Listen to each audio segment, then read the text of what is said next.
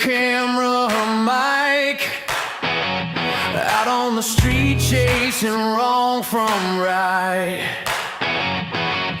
Eyes like fire burning through the haze. Truth is a weapon, cuts through the maze. Some call her trouble, some call her brave.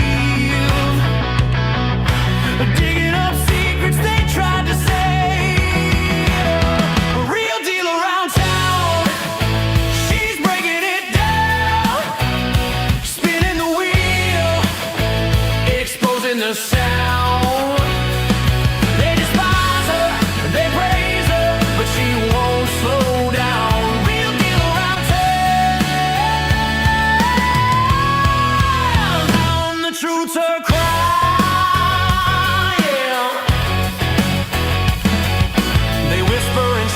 They curse her name, afraid of the spotlight she brings to the game.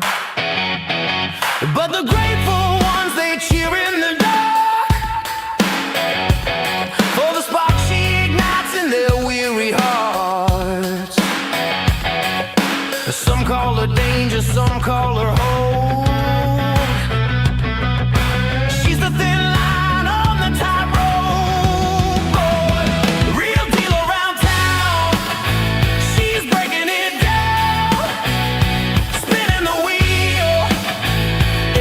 The sound. They despise her, they praise her, but she won't slow down. Real deal around town. The truth's her crown, yeah.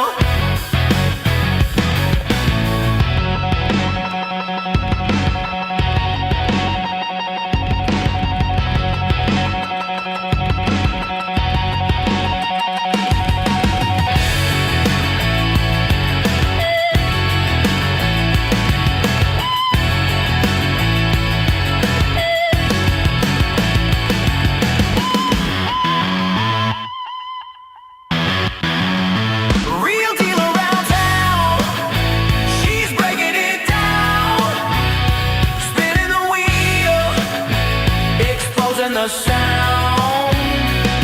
They despise her, they praise her, but she won't slow down. Real deal around town. The truth's her crown, yeah. The truth's her crown, yeah.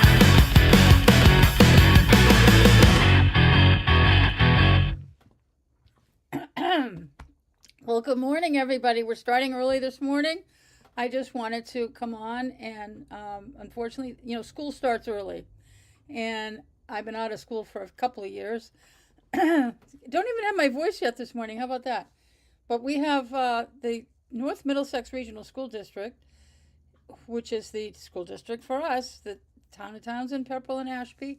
And they're having their finance subcommittee is meeting this morning in just a few short minutes. At about 8:30. These people aren't in school. One member of the finance subcommittee just graduated. But anyway, this is the subcommittee. The finance subcommittee is meeting this morning. They are a subset of the school committee for the school district. And they're going to be talking about where we stand on this year's budget. That's how they're going to start off their meeting. So hopefully it's not all bad news. Hopefully they're not going to come up with a deficit. If you watch the news at all, you may have noticed that some communities, there's a couple communities out there, I can't remember which one it was, they fired their superintendent, I think. I can't remember what town it was. But they have like over $1 million deficit. And we keep hearing that every now and then. There's a school district that's $1 million in the hole. Oh, I don't know what happened. Okay. Sometimes I believe that, total incompetence, and other times I question they did that on purpose, right? Did they do that on purpose? I suspect that in municipal finance, school districts, when you're talking millions of dollars, it gets a little bit crazier. But I know school districts can really screw up. Their finance people not the committee, the subcommittees of school committees, they're only dealing with the money, the information they're provided. So, I mean, it is their charge to figure out what's going on, what's not going on in the school district finances. And when something doesn't sound right, they're the ones that have to do something to investigate.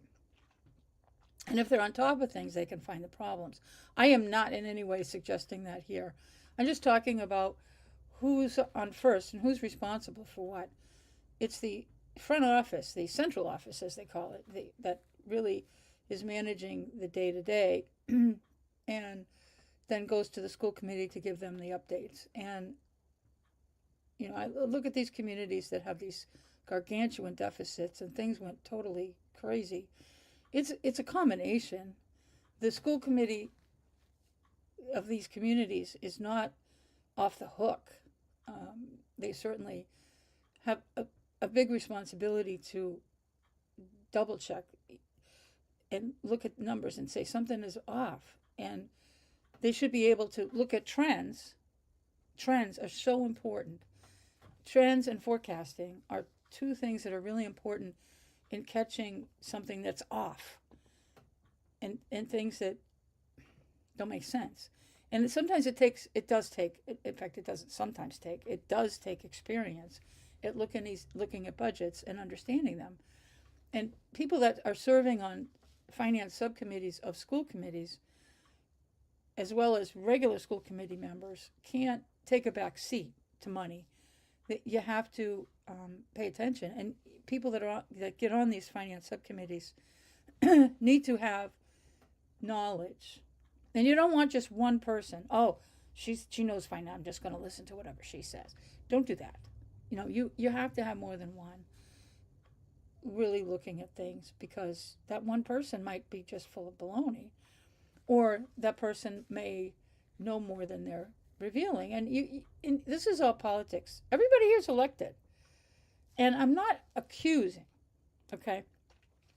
I'm saying you need to have due diligence, and you need to figure out what's everybody doing here, what's everybody's motives. And it's not simply, I want to serve my community. It's more than that. It is more than that. So, and you need people who really understand this stuff and can look past the politics. So what if you don't get reelected? That's not the issue. Let them step on your head. I don't care. Just do the right thing and look at the numbers and report them. And don't be afraid to report them. If something's off, you got to say so. And then somewhere you have to come up with a solution. There's a saying I heard years ago, maybe like 40 years ago, maybe even closer to 50 years ago. If you're not part of the solution, you're part of the problem. So finding what's going on in the budget is critical. And that's why I want to bring this particular subcommittee on to my channel this morning, if they're ever going to start their meeting. I guess they wait to the last minute to bring up their Zoom. I got Zoom sitting on another window. We're going to Zoom in to their meeting, unless they kick me out, because I'm in there as real deal, and I don't know what. They should know they can't kick me out. But anyway, I need a sip of coffee. Anyway, I wanted to bring this particular meeting onto my channel because it's what most people are paying attention to. I mean, we can have all the rhetoric, which is not just rhetoric. I mean, we really care about kids, but in the community, we talk, we got to care about the kids, but at the end of the day, everybody starts screaming about the budget. And this is where the budget gets talked about in this subcommittee. The finance subcommittee will come back and give a report to the full school committee. So if you follow those meetings, you'll get a report by the finance subcommittee. Things are already dissected and destroyed. I mean, the real conversation, the real debates and even arguments will come in the finance subcommittee. And and that's what we want to talk about. In fact, on their agenda today, I didn't I didn't start my meeting. If I started my meeting half an hour ago, I might have pulled up the agenda and I can put you all back to sleep by going through it. But it's relatively brief and simplistic. The first section is going to be talking about the current year's budget and where things stand, which is that's always good news well, not good news always, but it's good to know how we stand on how did the budget that we passed last spring pan out to now that we're halfway through the year. Even though school just started in September, we're halfway through the fiscal year. How how's that working? And then after that, they're going to get into next year's budget. And they're going to be talking about the towns. In fact, the Pepperell TA has something to do with this morning. Is it still nighttime? This morning's meeting. But they'll talk about the budget, how they're coming up with the budget for next spring. And I guarantee you it's going to be probably 5-6% at the low end. And because they just can't. It's beyond their control. And I'm going to show you that. I'm telling you before I even hear it, okay? And then as we go through the year, I've already told my viewers that I'm going to be, we're talking override again, and I want to explain why as we go through the months. And this is a critical component, so I want to just throw as much finance at you as I can get away with. As long as you watch my videos, you'll hear it. But you can't say you didn't have an opportunity to follow and get my explanation. And I think a lot of you do try to listen to my explanation of things and not just shut down. Like you might not trust everybody else. But I think that some of you do listen a little bit to what I have to say because I explain things differently. The other boards and committees and so-called leadership, they don't explain anything. They do what they're doing, and they'll just say, oh, just trust us. Oh, trust us. We're going to go to executive session and discuss this, but just trust that we're doing the right thing in executive session. That doesn't work, does it? Didn't work last year. It's not going to work this year. So, I'm going to do the investigating, and I'm going to do the reporting, and I'm going to let you know what the scoop is on town meeting stuff, the budget, and that's where people care about things the most. Other things that happen at town meeting sometimes just over my head sometimes, but we have a lot of there's a lot of budget stuff. I'm going to be going over all kinds of towns and budget stuff as we go, and yeah. But this subcommittee is really what we need to pay attention to more than anything. As we get closer to March, because that's when it gets really nasty, we'll start paying attention. The school committee will also be talking about what's happening, and then the school administrators, Brad Morgan, the superintendent, and Nancy Haynes, she's running the place. Brad's the superintendent, but Nancy Haynes is running the place. So, we're getting close. Let me see. They're getting ready. Oh, yes. So I'm going to, oh, shoot. I got to get them up. Oh, hold on. Sorry. Oh, share screen. Share screen.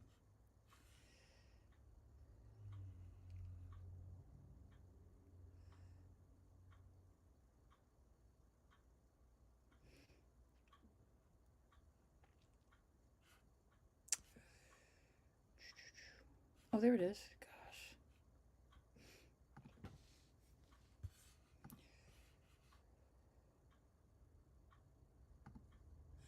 I'm gonna.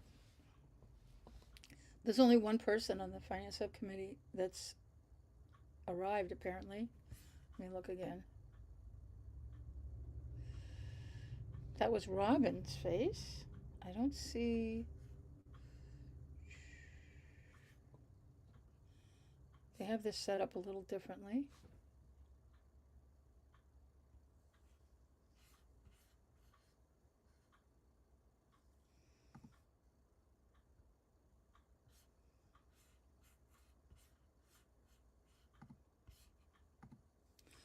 Yes, the school committee, all of them, they do their Zoom as webinars, which is better. I like that because everybody can still go, but they have more control over it. I like it. I like the way they do it. But you got to have the chair has to know what they're doing, and they pretty much do in the school committee.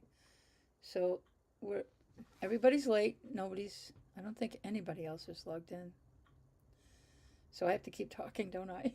No silent time on YouTube. So I'm waiting. Hello. Hello. Here we go. Somebody else came in. They haven't unmuted yet.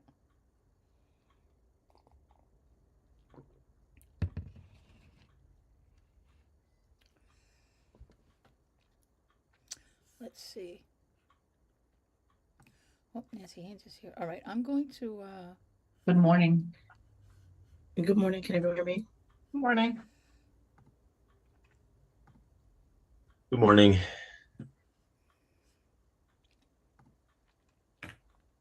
Good morning. We are here. I am not sure if Lisa Martin is attending. And Brad is unable to attend this morning. Okay. And this is a webinar. Flight was canceled. This is webinar. So I can't control the screen like I can in a regular Zoom. So whatever they feed to us. So we Is can what we open get. the meeting now at 8:32 on December 1st, 2025. I apologize, you all have had laryngitis for over a week now, so hopefully you can hear me okay. Lisa just joined. Good morning. Okay, there's Good not morning. the audio problem is Kim So Craven's if we could do a roll voice. call of There's the nothing wrong with the school audio. committee members that are here. Lisa Martin, Here. Keenan Francois, Here. and Mike Labossiere. Here. And from the administration, Robin Ivy. Here. Nancy Haynes. Here. Kevin Cormier. Here. And Jeremy Hammond.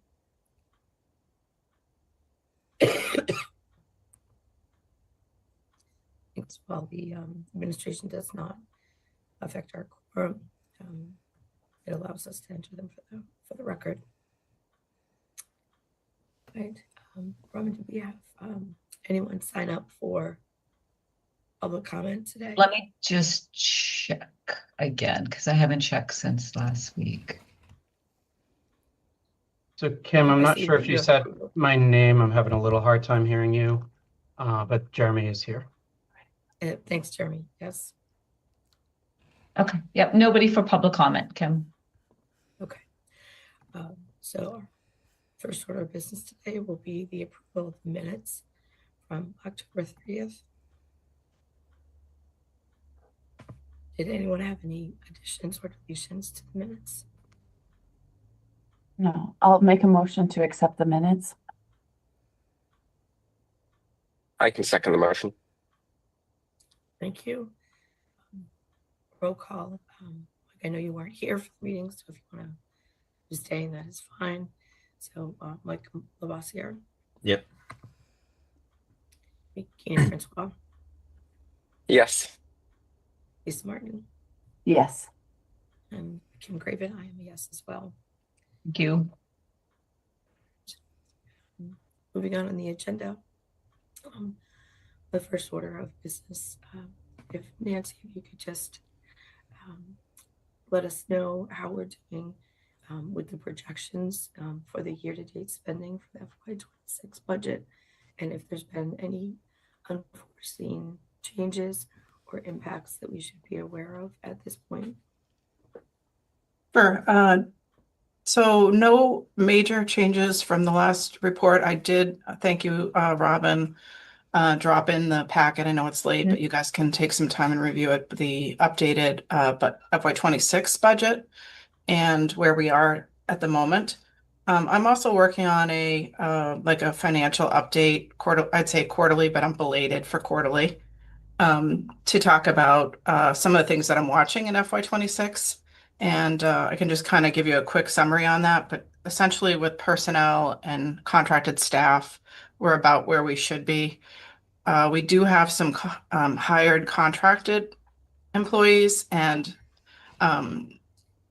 the 3 additional positions that we added, but that brings us to a total of 425.35 FTE, and we had budgeted for FY26 429. So we're just a little bit under where we projected to be at this point, and that is good news.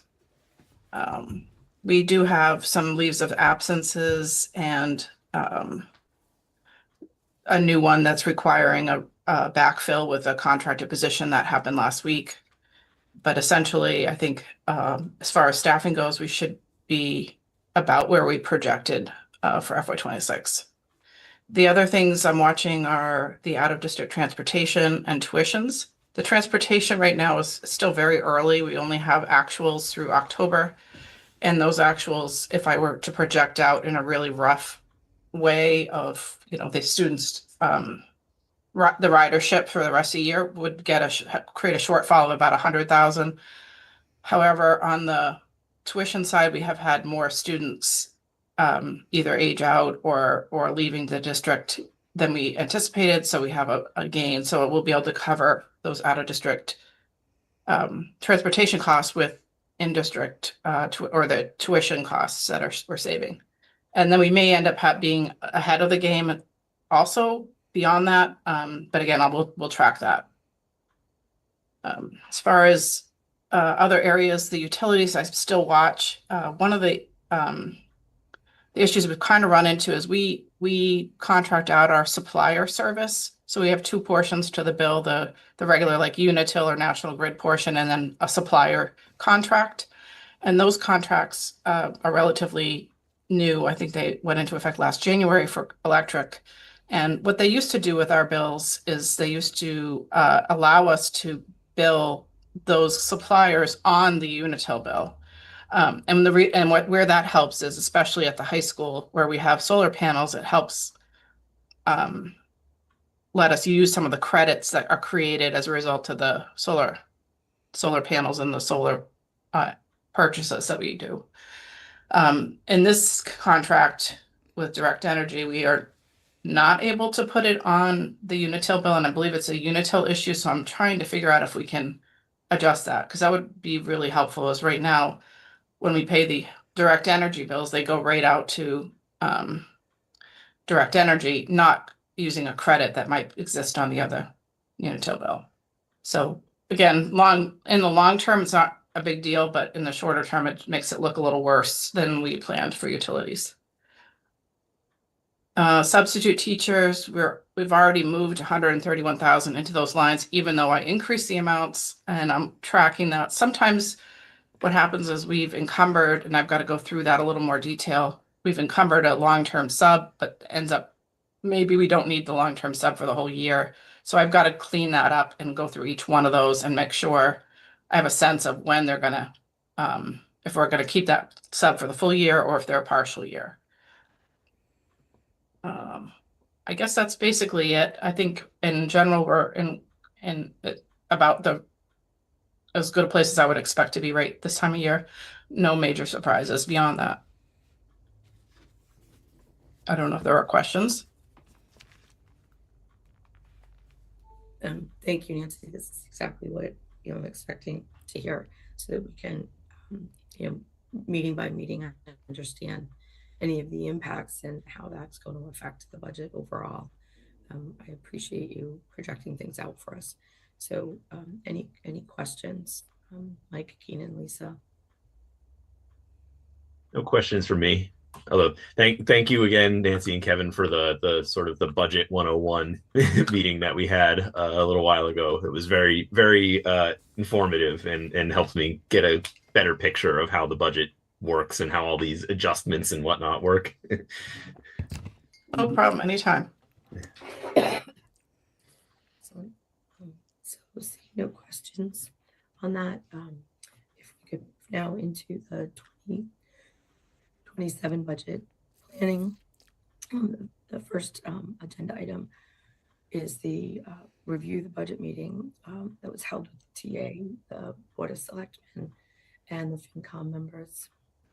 Good morning, Gary. We are at the FY27 budget planning section of the agenda. So we had that meeting a few weeks ago, and in your packet there's different handouts that were prepared by Andrew McLean, the TA from Pepperell. And in listening to that meeting, everyone is obviously concerned about their budgets and the shortfalls, and at the time of that meeting,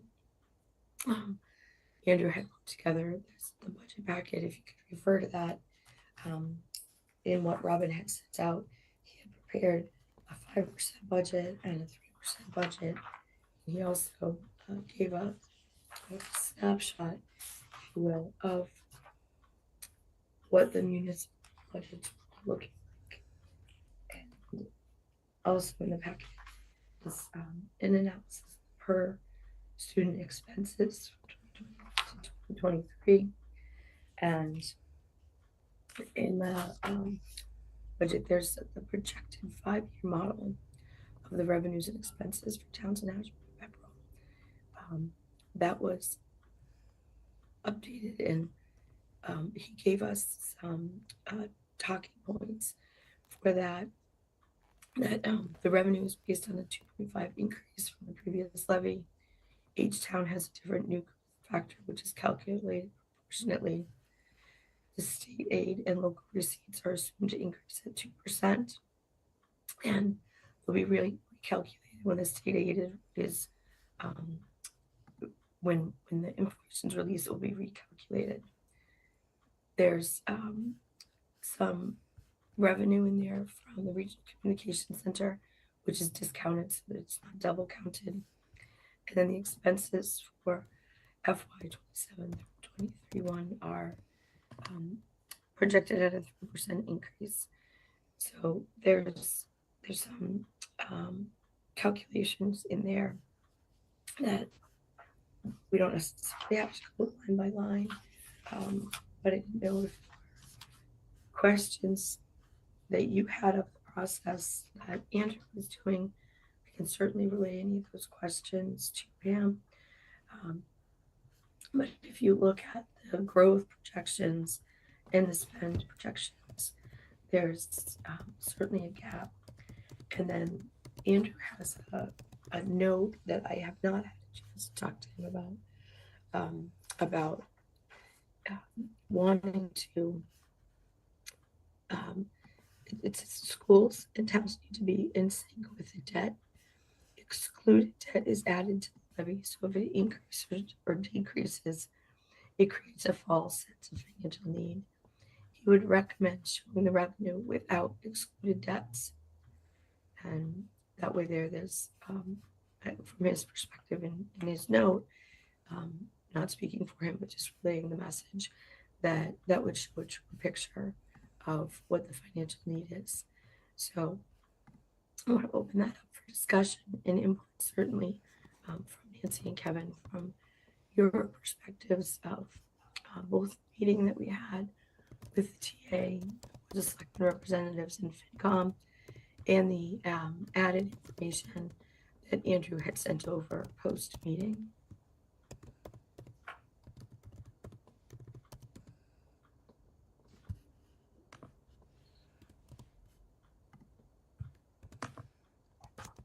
Nancy and Kevin, do you have anything additional to add as a recap from that meeting?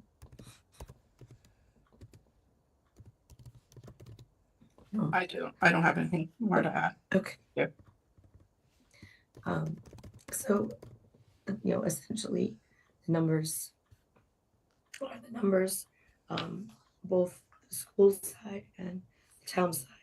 I always wince a little bit when I say school and town because it's all one budget. The schools somehow get separated out as a specialty, unlike any of the other departments, but we are all in the budget together. And there's unknowns for both sides based on the governor's budget and the release of that and what we might see as information coming through. The other part that we have to be cognizant of is that we don't know what the status of any supplemental budget will be for next year as opposed to what we received this year. So I want to open it up to the other members to ask any questions that I might be able to answer or that I can pass on to the administration or give the opportunity for Nancy and Kevin to weigh in as well.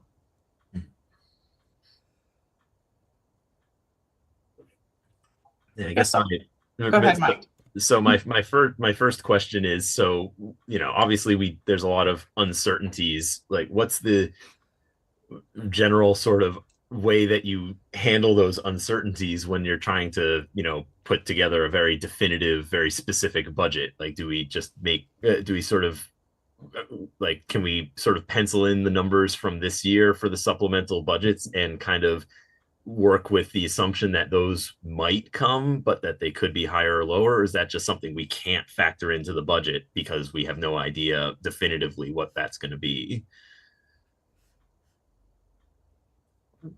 So I mean, I could respond if that's okay. So we do ask our department heads to give us budgets, and I believe we have almost all of those in, and we're generating, I guess, what would be the equivalent of a level service budget. And, along with those, I guess, with the 2-3 positions that were added this year. But aside of that, we generally try to, we're trying to do what would be presented as a level service budget and working on the first budget narrative. We know, depending on how those revenues come out, that there might be some things we have to look at in the future, but we try to at least come up with that first round of budget and if there are requests, very specific requests, we'd probably share those and say, I haven't looked at those yet to see if there's any specific things that people are asking for, but there have been discussions about some special education programs that I don't know whether those are costs that have to be added yet or not for FY27. Presumably, in theory, something like that, there might be an offset, like a tuition offset. So we wouldn't necessarily have to budget as high on the tuition area. So really we do that. That's really the first exercise. We should have that in the next few weeks, I would say. Mm-hmm. The other exercise we do, and we know that the towns obviously have their struggles. This has been the same conversation, unfortunately, for maybe as long as I've been here, which is just, there's never quite enough revenue to support the budget. So we're always looking at, it's been an exercise every single year and looking at what are things that can be adjusted or changed or restructured so that we can fit in this, this budget without enough revenue sources. And again, that's, from hearing from the state reps that they're very well aware of the situation, and hopefully, they will see how those benefits from this past year, those supplemental ads, and maybe be a benefit to us for FY27. But again, there is a little bit of hurry up and wait, and then quickly figure out what we're doing, which is unfortunate, but that's just kind of how it goes. We Yeah. will be able to estimate, once I have those numbers together, we will be able to put an estimated revenue from the state. And we also do need to discuss what we're going to do with our E&D. So last year we used $1,872,000, 1,872,000. I think that the certification, when it comes, would be around 3.5 million. Could be a little less than that. And those have been submitted, but we don't have the certification yet, so we can't officially say what those numbers are. And then we'll have to decide what we want to use for, if any, for the FY27 budget to support it. That's a decision that it's a moving target until we've all kind of got the final numbers. But right now I'm projecting 2 million for that of the 3.5. And the reason for that number is because we have been discussing whether we keep a certain amount in E&D and try to wean ourselves off of that. The 2 million represents about the 3% of Right. leaving 3% in E&D. Right. So that's 3% of our overall budget. So that would fit that target that we've sort of talked about. Yeah, it's been discussed. Yeah, but again, it's not hard fast, but that's just what I'm using at the moment, just to give a scenario. Gotcha. I think Jeremy's raising his hand, or was. Yes. I just wanted to add, last year, and I think also this year, the additional challenges for someone like myself is with discussions around larger changes that will impact my budget. A lot of my budget is based on how many staff we have, but also what buildings we have. So I would just kind of ask that wherever possible, knowing it's a difficult discussion, the earlier we can come down to decisions regarding building structure configuration, the more accurate my budget can be. And as it is, I know as I am finishing my budget to submit, it's going to be kind of based on here's assumptions I'm making. And some things are going to be variable based on those assumptions. If we open a building that's not open right now, that changes things. If we change configuration, that changes things. So those are pretty major variables that are a little more unique to last year and this year as opposed to other years.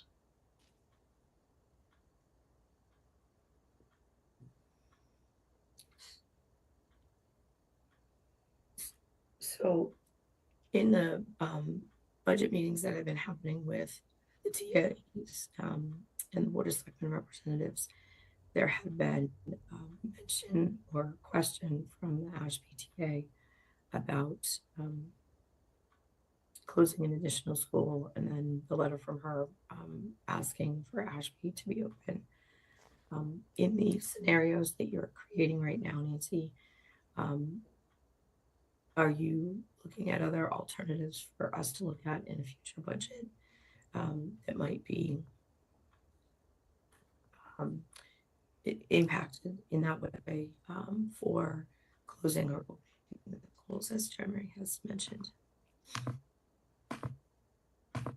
Right now, my assumption is that the planning of the budget is that it would stay the way it is unless there's, like I said, I think to Jeremy's point, unless there's a very quick shift of we want to look at another scenario. And again, those scenarios were pretty extensive last year. So if there's something that the school committee would like to do, I think sooner the better, because we basically have to redo the budget, essentially do a different scenario of the budget. Not to say that we can't, but the only additional review that we've done recently is we have two budgets. One is just an FY27 as we are today. And then we did one with if we're adding Ashby back in. And the reason I did that is because I just knew that those costs were going to be of interest to most people. So we did do that. I didn't back out a different building. So that's just a full add of Ashby back in. If there was direction, I think that would be the next step. And again, the assumption is we're level service. We're in the same buildings that we're in at the moment for this year. If I could just add there also, I did, based on those requests, I know the superintendent has been looking at space availability and talking with principals about it. He and I also did take a walk through all the buildings to look at those spaces so we could have a concrete idea of what exists in our district as possibilities, whether they're, in most cases, they're not necessarily empty spaces, but spaces that maybe could be used differently than they're currently in use. And my understanding is that he's currently looking at kind of all possibilities so that he can answer questions that come up and also try to develop what his recommendations might be. I don't know to what degree he's planning to take that or what his next steps are from there.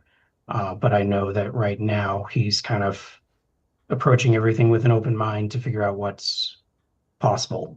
And similar to what Nancy described when doing my own budget, I've been planning on it as current state, but kind of noting to myself and also on what I'm submitting to Nancy, where there would be changes, particularly with Ashby opening being the scenario that I think has been most discussed and is most concrete for me to predict. Some of the other wide open options are impossible to predict until we've got a little bit more of a scope. Okay.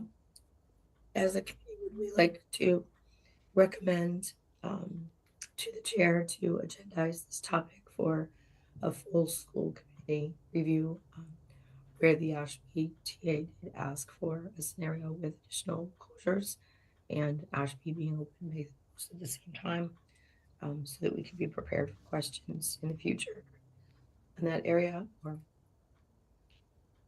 do you want to ask it here at this level?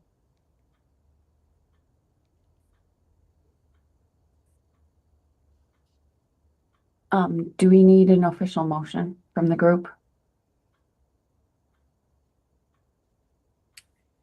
I do have it. It is on the agenda for next month for December. So If it's on there already, then we don't need to ask. Okay. On there, so all right. we don't need any motion. already there. It's already there. And on that, something that I just saw was sent to me over the weekend. So it's not something that we would necessarily discuss here, but maybe something that we could push to the discussion with the full board is the information that came out about the ADA compliance issue in Ashby and the need to hold their town meeting now outside in the tent. I don't have information. One, I wasn't able to put it on this agenda, but I would like to put it on the full committee agenda for us to discuss. You said that they're having their town meeting outside in a tent. Yes. Oh, so not in the gymnasium at Ashby Elementary, like, or because that's where my understanding was they have up till this point. Yes, I just learned over the holiday weekend that there was a letter that had gone out that there's an ADA compliance issue Oh, okay. on the building and that the town meeting has to go outside. So again, it is something that should be pushed to our full school committee meeting for discussion because it would have a budget impact. And not knowing of it, to even ask Robin to put it on this agenda. We set this agenda before the holiday week. We can't discuss it, but I'd like to push it to the full meeting. What is the issue that they can't, that is meaning that they can't have the meetings in there? If Kim, There's a can I letter. jump in? well, Um, it's not on our agenda, so Yeah. I can Alright. make sure that I get the Mike. information to Robin and share it, Yeah. and then we can Mike. discuss it at another meeting. Mike, you can talk to Gary offline. He's our Okay. ADA compliance person, And he Okay. can fill you in on the rules and things. Okay. So, does that sound good? I can Yep. do that, right, Kim? I can direct Mike to talk to Gary. Yeah, yeah, we just can't, I mean, We can't One. discuss it here. Okay. yeah, we Gotcha. can't discuss it here. All right, it wasn't on the Um, agenda. All right. but- I'll but email it's Gary. Information that come in that we do need to discuss as a full committee. Okay. Right. So as part of preparation for the 27 budget, and Nancy, you did touch on it earlier, is the how the staff is going, and you already did give us a little insight from the FY26 budget on how the new hires and such are impacting the budget. But the review of current staffing and any of the changes in curriculum or programs, what is that potentially going to look like? And I know you just got the information before the holiday, so there's no way that you could have turned it around in an hour this morning for this meeting. But if you could just tell us kind of what you're envisioning globally on the staffing related to the new hires, the contract hires, and what might be needed moving forward, that would be extremely helpful for us.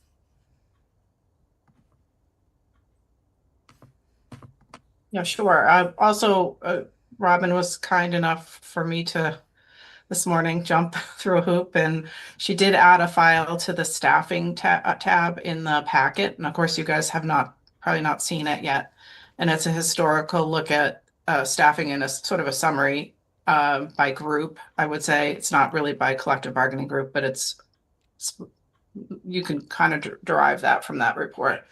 And it's just given what we budgeted over the past number of years, and then the current actuals where we are today, and then obviously early FY27, we're still formulating that. But so that's something for you to take a look at in the meantime between now and the next meeting.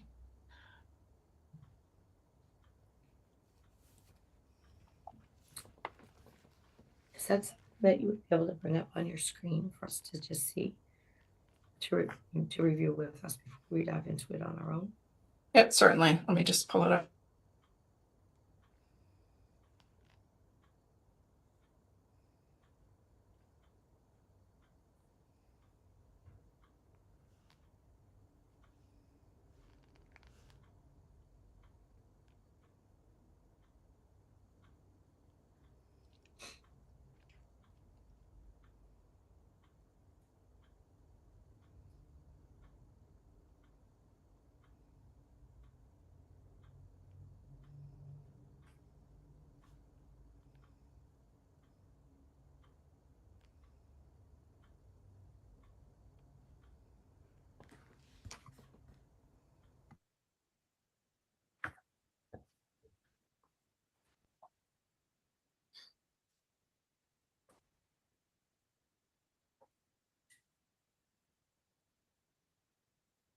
Okay, sorry about that.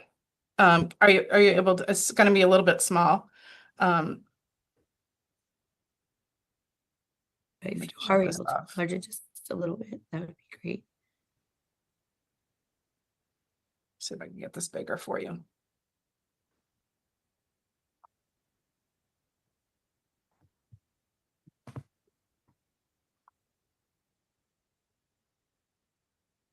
Okay. So really, if you look at the left-hand side here, you'll see the different areas of staffing.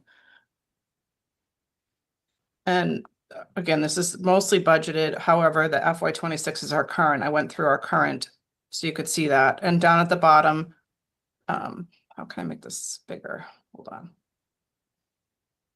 There's a magnifying. Bottom right.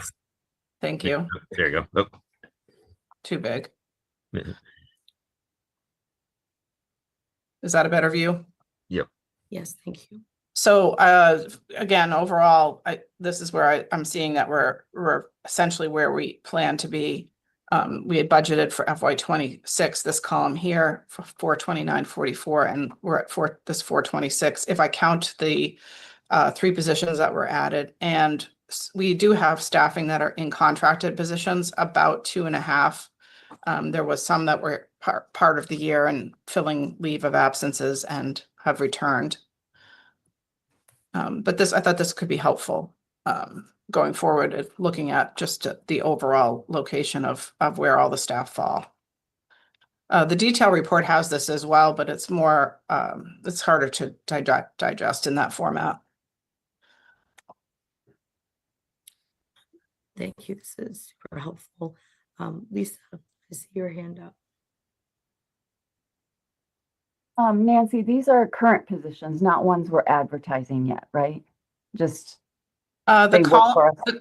the column that says current is what we have at the moment. Okay. And I don't believe all the 3 positions are filled. I don't know if Kevin knows that right off the top, or Gary, do you know if? I think there might be some pending still, but again, essentially from my perspective, you want to count them. Yeah. Right. But in general, everything else is actual positions in the current column. And then obviously FY 26-27 is a draft. I have to look at, and what you're seeing with the changes for FY 27 is not final because I don't have all those departments. But essentially, I think we saved, as a result of the configuration changes and so many shifts between buildings and due to seniority and where people fell, we saved a little bit more in the teaching section than we anticipated. Whether we can sustain that is another issue. And I think that's one of the conversations that's going to be happening over the next few months about, especially when it comes to, say, middle school schedules and how that's working. So I didn't know if there's any specific questions or you want to take some time and just digest this on your own, but feel free to reach out if you do come across any questions as you look at the data. You know, this does not include the expanded special education that was discussed at the last meeting.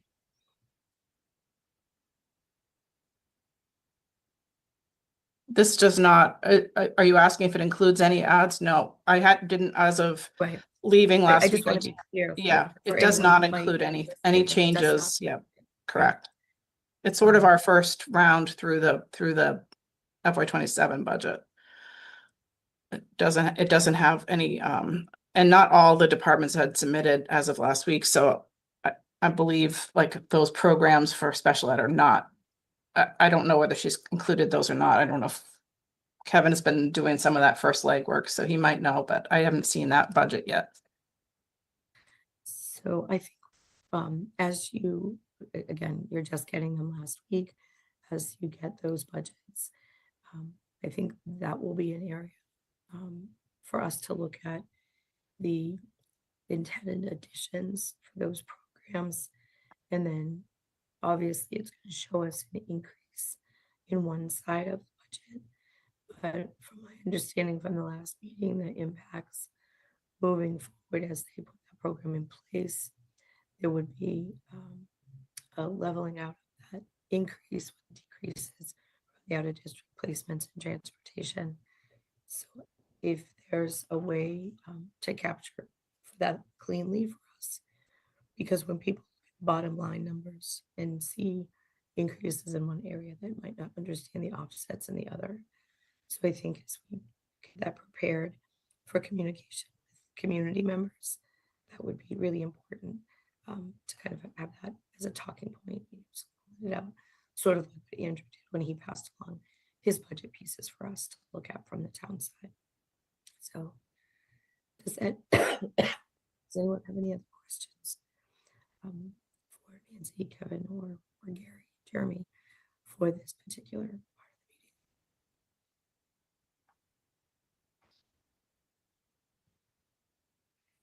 of the meeting?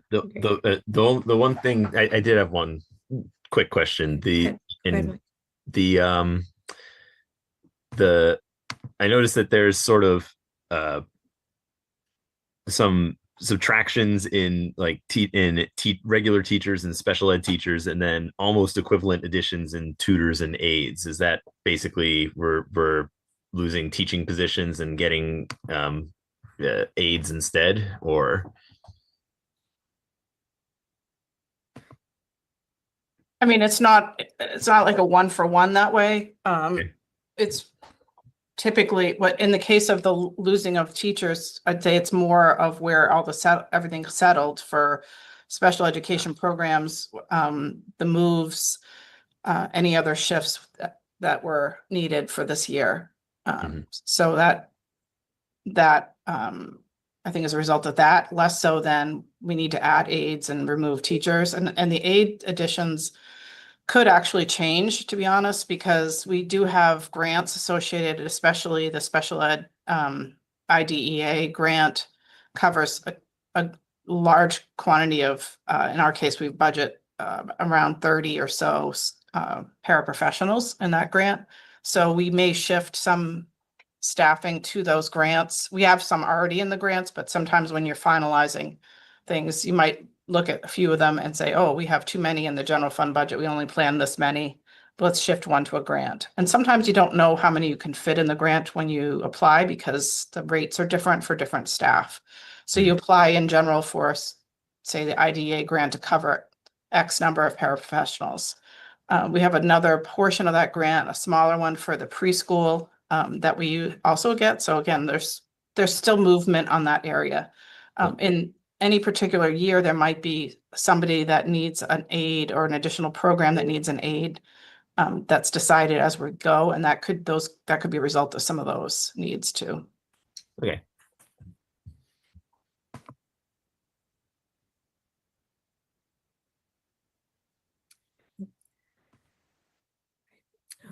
If there's not any additional questions on this particular topic, we can go to the DIB fiscal reserve policy. And Robin, could you help me understand? It was in the packet twice. DIB was? Well, when I printed it out, there's like two. It appears that Oh, there's two of us. Yeah, let me just pull it up so I can see.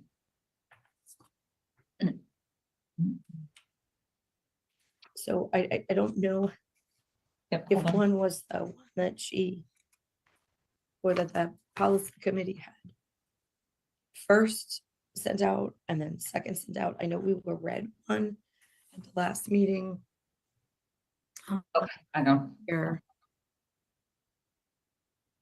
That was the meeting where I was actually starting to lose my voice and it's still gone. Oh, jeez. I remember that she was reading us that and it was really hard to follow. So Yeah, so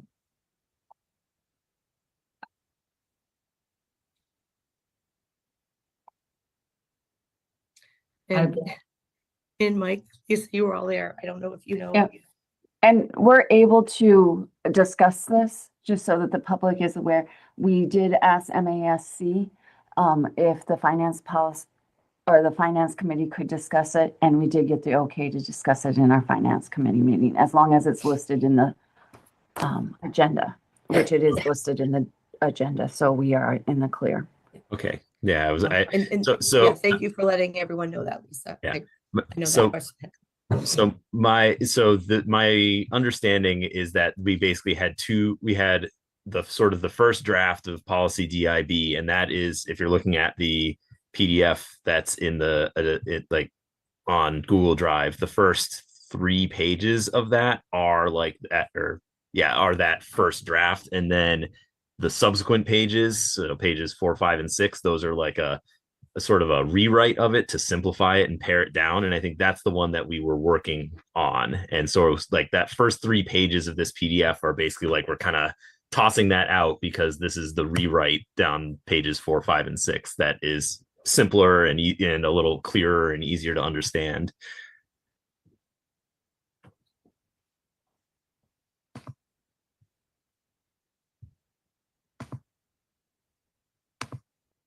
Kim, you're on mute still.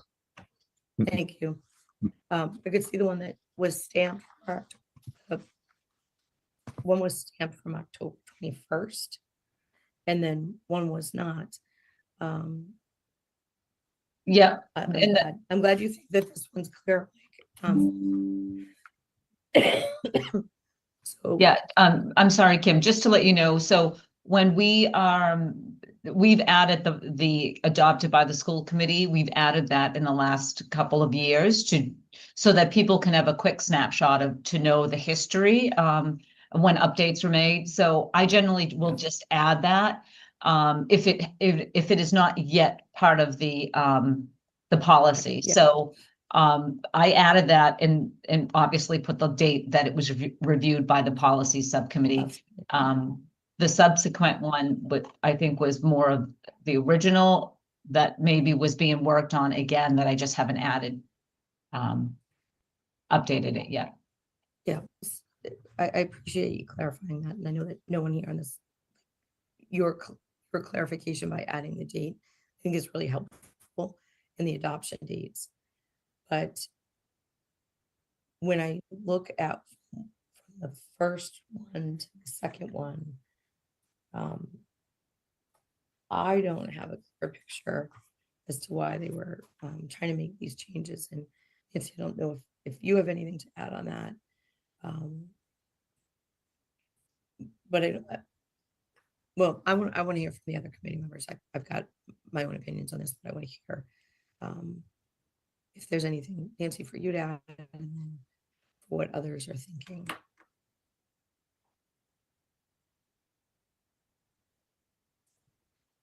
I will make an attempt here. I think the first policy included language related to whether we have funds left over from a prior year.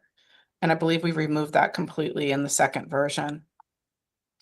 And again, we do look at this regardless. So if we end up with funds available, and then what I usually do, regardless if there's a policy, I'll take a look at FY26 and say, hey, in FY25, we spent less in this line. What do we have for FY26? And I kind of do a comparison.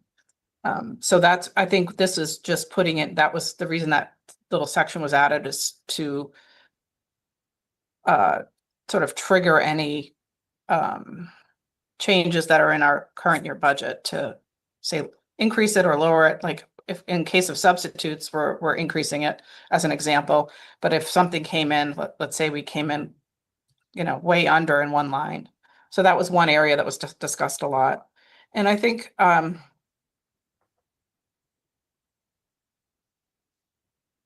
what I guess needs to be understood is if we were to put a policy like this in where we have the committee could only plan to spend the amount over 3%, there's going to be significantly less use of the E&D to support the budget. So if 3% stays in E&D and we only can say utilize the, or we should only utilize the amount over 3% and then there was a list of, in the first version, there was a list of what could those uses be. But again, we're looking at only the amount over the 3%. The 3% would stay in as a reserve. And I think that the thought process just behind this in general was, let's have a budget where we would, if we have emergencies come up mid-year, we would go to E&D more often. So in other words, because we're not using E&D, in theory, we would reduce areas where possible, and not staffing, but just areas so that if emergency happened and we said, like health insurance, we would say not use any additional, only the actual staff that we have now that are on health insurance. We would say no new staff on health insurance, no planned staff on health insurance. And then if health insurance 5 people decided to come on board, we wouldn't necessarily be able to control that. Then we would then say potentially, let's go back to E&D and fund those changes from E&D at that point mid-year. What that does, just for people's understanding, is it would mean that we would essentially revote the budget with the use of additional E&D in the future. And the towns do have the option to review that, the E&D vote. So it's really a question of semantics somewhat, on how we want to structure it. But it's good to have a reserve policy. I think I just want to caution just like the flexibility, and I think I said this in the full meeting. Do we do we want to feel like if we need to use E&D for the budget, do we want to feel like that's not okay in certain circumstances, but we're going to do it anyway? So then I just want to make sure the wording of the policy gives the school committee the flexibility to react as they would want to. The second version is pretty scaled back. It didn't include a lot of those, I believe. Let me just get it up here. There. Yeah, it does still have, upon recommendation of the superintendent, was added to that section where what can we use the amount over the 3% for? So say a one-time purchase. So one could argue, as we're developing this budget for 27, if we were to sort of follow this reserve policy, we could say all the costs associated with capital would be coming out of E&D over the 3%. That would be a mechanism that we would fund those, say, capital projects. In the past, we didn't look at it that way. We'd just put an amount in E&D and say it's, 1.8 million. We're using all the E&D for anything in the budget. But this is sort of almost calling out a little bit more specifically. We're using it for, say, a capital, or if we want to make a contribution to OPEB and stabilization, we would say E&D is going to cover that. The amount over the 3% would cover those things. So it's workable, I think, to have it in this way. I just that's kind of where I think the policy committee is coming from, is just keep the budget a little lower. Maybe potentially we normally haven't gone back to the E&D to vote for things in mid-year. I suppose if there was an emergency, we could consider that, but it's just a different philosophy about how you want to structure that in some ways. So I don't know if there's questions. It's probably more than you wanted to hear on this, but it's a little semantics in some ways. But if we were to remove all the E&D, obviously we have 1.8 from last year. We would need to find a way to fund our budget, again, with no state aid. And then now we don't have the use of all the E&D that's available. It creates a challenging budget picture. But again, we would then say portions of the budget are one-time or capital related costs and utilize the E&D in that way.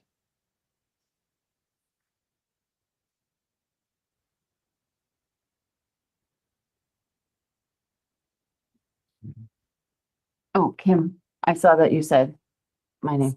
Yes. With the E&D, because you talk about the revote, Nancy. So it is harder to go back to the towns once we've approved the budget and then we change our budget, because they have the ability to not approve it for us, correct? Yes, they could say, where it doesn't affect their assessments, I doubt that would happen, but I guess it could conceivably happen.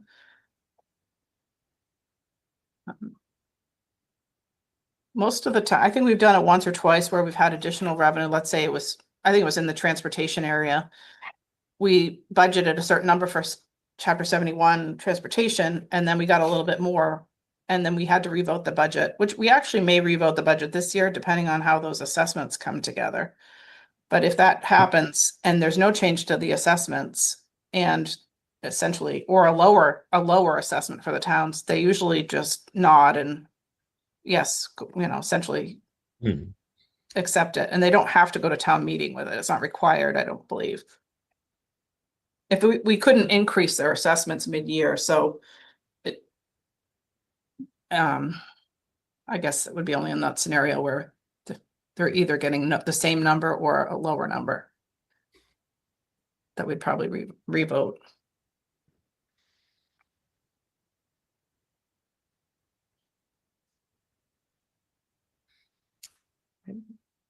So Keenan, you had your hand up.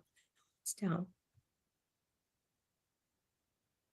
Yes, Nancy somehow always answers the question in response to a completely different question. I rambled sometimes, so I apologize.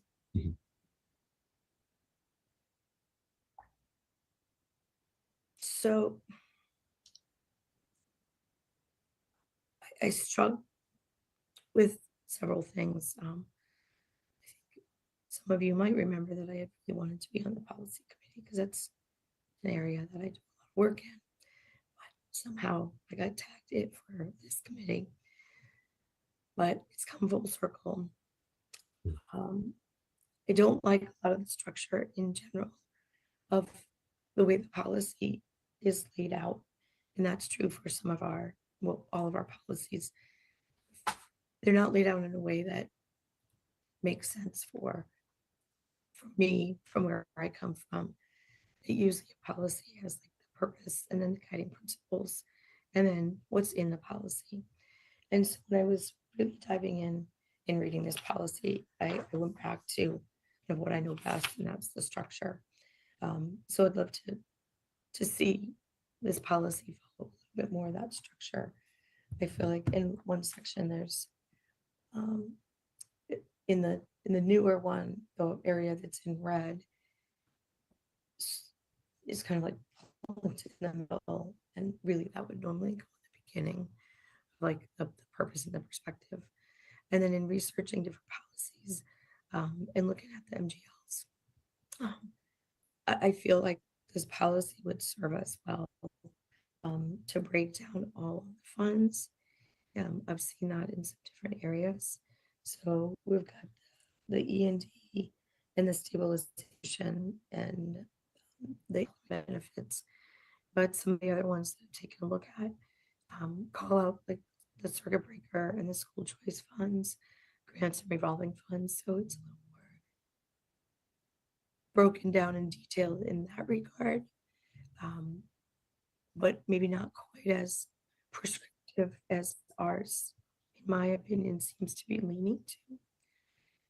And being unfamiliar with the process that we would need to go through of putting this back into a different the format and establishing a way for like what if we deplete it, what is our replenishment process, how should we be tracking it? I think that would be more helpful on a policy such as this. I think that I'm understanding why they want the policy committee wants to update this, and I'm in agreement with a refresh of the policy. I just think it might be required to be a little bit more detailed in the subcategories and descriptive, but not quite so prescriptive. And in looking at,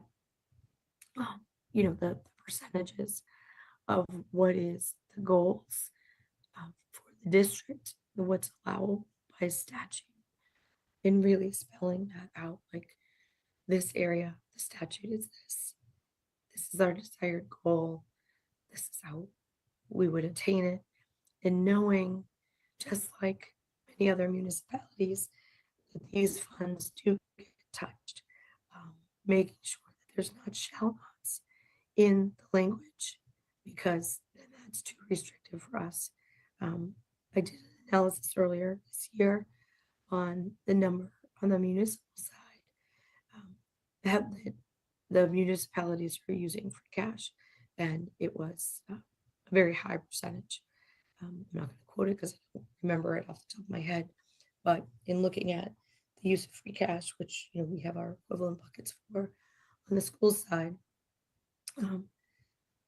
we know the reality is we have to dip into those funds when there's an absolute trigger that we're creating that exceeds or is different than state policy guidelines. I'm not sure from my perspective if that's in the best interest of the school. I think we need to have our goals. We want to not go over any of the state prescribed limits. And on the other side of that, I don't know that we can adopt strict policies that tie the hands of future committees in a way that might be unrealistic, knowing the fiscal landscape from our own discussions and from the summit that was held in Groton. Everybody is facing these issues. So I'm worried about setting something down that we can't abide by or live with, or on the other side, not including some of the other funds.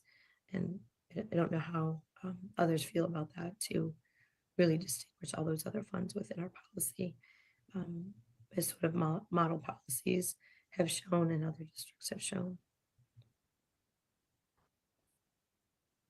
Go ahead, Nancy.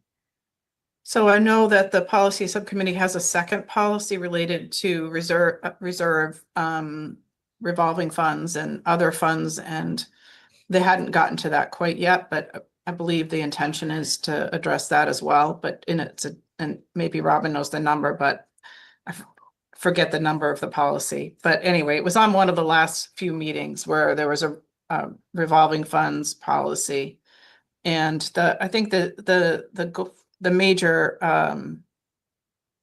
drive was that they were, and looking at some of the other districts, they have a revolving fund manual, so that people can see what the plan is with those funds. Let's say, parking lot fees. What do we want to have for a goal to keep in there? What do we want to fund every year from that? So that's still in process. So I think we did start working on something for that, because I do think that's a great idea, and it would give us some options to say, we'd like to, have something covered by one of these revolving funds, and what would that be? And how do we not deplete it just without a thought process? So I believe it was Westford's that has is that true, Kevin? Was it Westford's policy? Where Peabody and have similar reserve fund policies, and a little manual to help everybody understand what those revolving funds are. So in their October 21st meeting, they discussed DIB fiscal reserves and DIBA revolving funds. Yeah, we didn't get back to that quite yet. Yep. Is And- there a reason, from my vantage point, having it all in a policy and the fiscal policies together? That's what I'm trying to get at, and not separating things out so that people can see this is the fiscal policies, and covering each segment of it together as one policy. It's almost like you say, as a handbook, rather than all these separate policies. I'd like to see a comprehensive fiscal policy that outlines that. I think it may or have derived from, and I'm just making a guess here, from the way MASC lays out the policy for fiscal reserves versus, say, a revolving fund policy. One of the things that's different about a fiscal reserve policy is, and I guess it's more a little bit like a semantics issue, is revolving funds are in themselves designed to be they're not really a funding mechanism for the budget in that way. Correct. So parking lot fees, let's say we decide to line the parking lot. We could either vote that in our budget as sort of a project, or we could potentially use parking fees to pay for it. And it would be outside, it's not outside the budget process necessarily, but it's outside the general fund budget. So you can't say, take that money from parking Right. revolving, put it to fund our fiscal year 27 budget. So I think that's where the distinction is a little bit between the two. Yeah, in understanding where the revolving funds can and can't be used, I'm quite clear on that. I just feel that a more comprehensive list of the different funds that come to play in one area, because if we're looking at our budgeting policies, I feel like all of those come together. It feels a little disjointed to me, not to have them in one place. And in looking at at some others that have them more tied together of these are the budget policies, and we've got each of these different accounts in it. In order to get that long-term financial stability, here's all of the pieces of funding and how they can't be used, what our targets are. When I look at it in that way, Nancy, it feels more complete and comprehensive rather than having separate policies.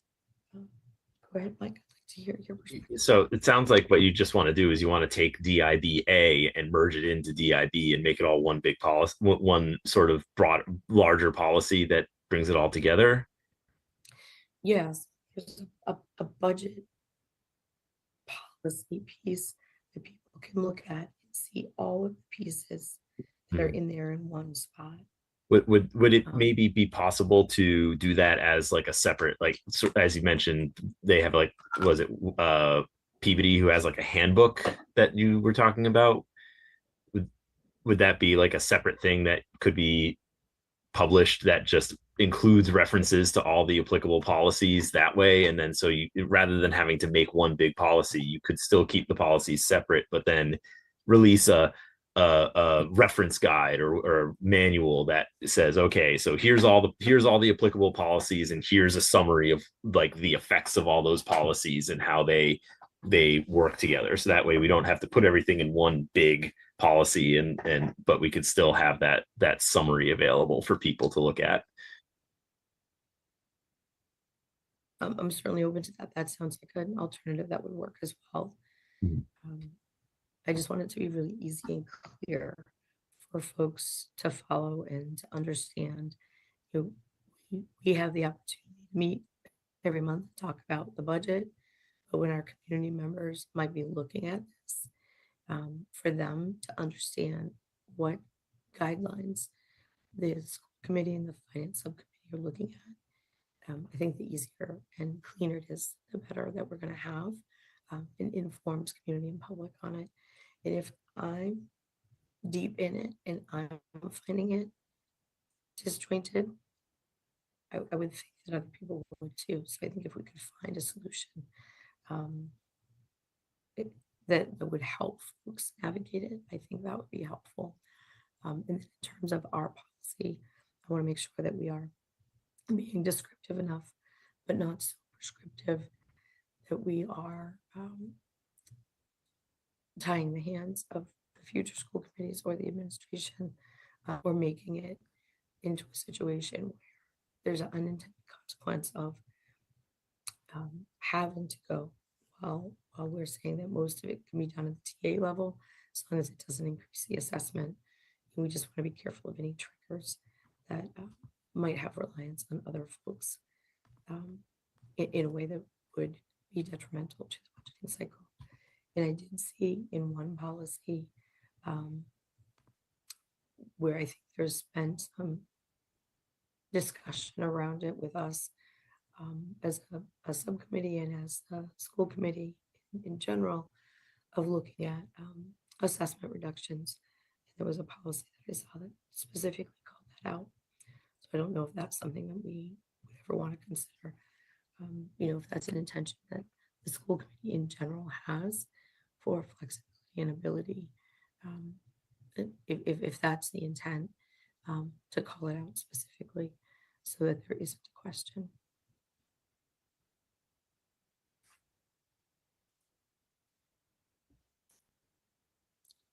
Does that make sense or not make sense? Yeah, I think that, yeah, it makes sense. The not tying the hands thing is, I understand, important, and I think, you know, looking at the wording of it, you know, I see like it should not be used regularly as a revenue source, but you know, the word should has a pretty specific meaning when you're talking about like engineering requirements. So my understanding is that that's one of those, like, we would like it to do that, but it is not required to be that way. So, you know, this is the way this policy is worded. I don't think it doesn't mean the school committee can never use E&D for operating budgets, but it means that we should avoid it essentially. Like we should try not to, but it's not that like it doesn't say shall not, it says should not. And that's a very important difference. Yeah, I definitely came to this meeting ready to have some comments on this policy, and then we realized I guess we realized very quickly that the second version of it is actually what we're operating with. And the way that I'm reading it is kind of just a big, like, I don't want to say that it's pointless, but I feel like it has enough, ways out that we can do what we need to. Like our hands aren't necessarily tied with it. The way that I'm reading it, I don't see anything necessarily problematic. But that's just my take on it. Yeah. And it even says right in the policy that like by statute, the uses are largely unrestricted, and that this is about sound financial practices and, uses again, should not as opposed to shall not. So it's more of a statement of intent than a ironclad policy that prevents us from doing, anything that we are legally permitted to do with the E&D funds. So we can always use it the way that statute allows us to, but again, this policy is basically setting the tone, I guess would be a best way to put it.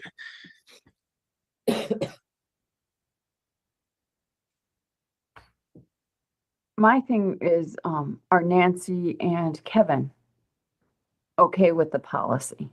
I mean, they're the ones we're asking to follow it.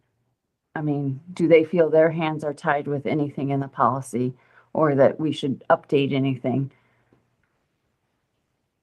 Because they're the ones that have to bring the budget forward to us, essentially, and tell us how to use E&D, or, I mean, we get a say, but Yeah, I it'd think be a suggestion. I think in general, I'm okay with the second version. I think that one of the issues we're going to run into is years when there isn't, say, a good amount of E&D. It's great in a year where we're sitting here and saying, okay, well, we'll use the 2 million and leave the rest in E&D. But if we have 1.8 and we can't use any of it for the budget, then your budget process is going to be really difficult. Or we shouldn't use Yeah. any of it. Yeah, again, So maybe I guess that I was the same about the should and shouldn't. I just don't want the committee to feel like, oh, well, we're doing something we shouldn't do. Yeah. We've done it before. We have gone through. It's not ideal, obviously, to use all your E&D, and that's where I think why this policy's come up again. It is good to have a reserve policy. It shows that we're thinking about our financial picture, and we understand what, and maybe there's some wordsmithing that could happen in that area that would say the same thing, but not make the committee feel like they shouldn't use it in circumstances. In the end of the day, we're trying to educate students here, and that's, there's going to be calls we're going to have to make. And especially where, Kevin's learning this process for the first time, we're now going to change the process. So I'm not,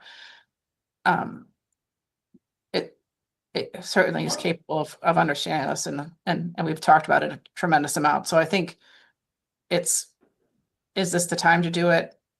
Setting ourselves up for, I just want it to be, like I said, open enough that we have an intention to leave a certain amount in E&D. And I also wonder about how that's going to go over if we have a budget that we need to ask for more from the towns, and we have E&D sitting there. Under what circumstances will we release that? And that's really a committee's decision. So I'm kind of, again, I'm okay with the general thought of the way it's structured. And the reserve fund concept is fine. I don't, if it's in this policy or in its separate policy, I think they should be close partners, that makes sense to me also.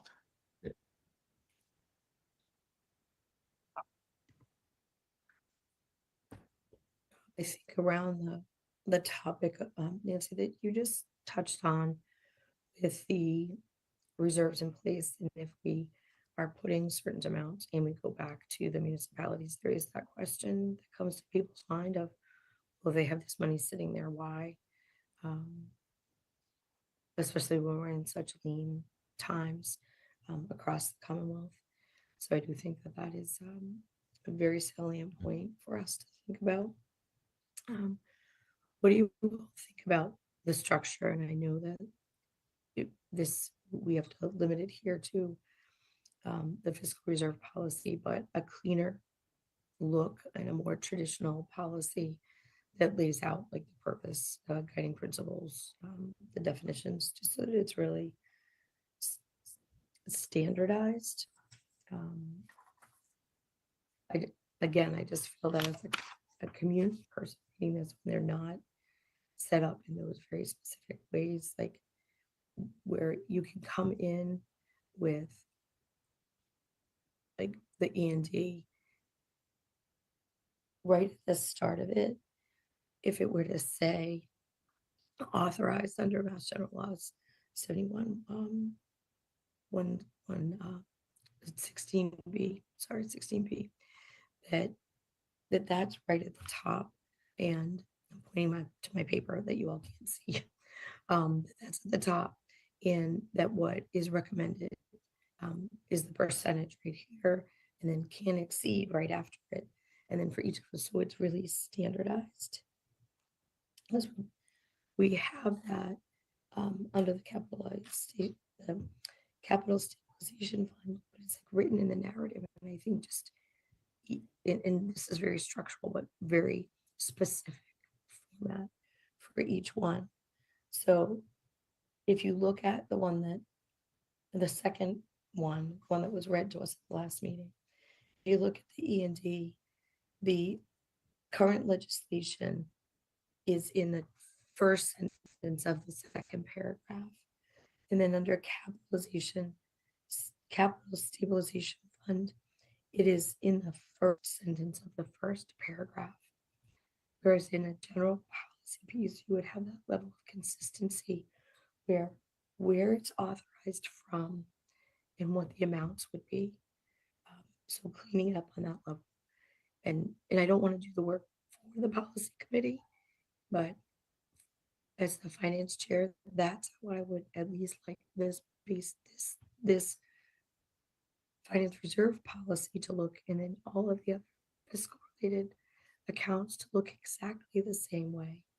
And maybe it'd be helpful if I clip an example and I send it to Robin to share with the entire committee for review at the next meeting, so people could see for consideration of the policy committee, so that it can be structured in a way that's easy to follow, clean, that it doesn't bring into question anything. Again, from my perspective, having more standardized format would be really helpful. So Kim, you just want you want to do a reformat and then send it back to the committee. Is that what I'm hearing? Yes, the problem is we don't meet again before the next committee, so I would need to send it individually as a member to you, Lisa, as chair, for consideration by the entire committee, because we wouldn't be able to gather back and endorse it as a finance committee. Yep. I think we can do that. Robin can send around a copy to everyone, and everyone doesn't have to respond to it. And then we can leave it open for the next meeting of the full committee. Or policy. I'll talk to Randy and see if policy could grab it. I don't know when their next meeting is. Their next meeting is December 16th. It would be in the Oh, morning. it's the same day. Yeah.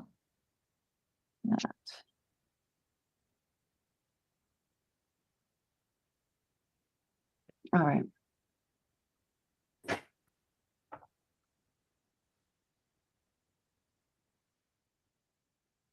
I know we're a little bit over on our time now. Does anyone have any other questions or comments for this section? Now, the tricky part, sequencing, is they're going to meet before our meeting.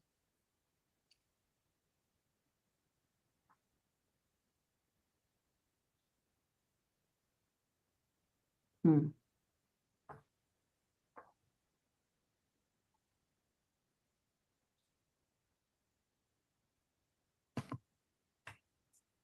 I mean, it's a timing issue. It is a timing issue because like our notes and such, unless they watch our meeting, they're not even gonna have the notes from our meeting and from their next meeting, which is before our full school committee meeting.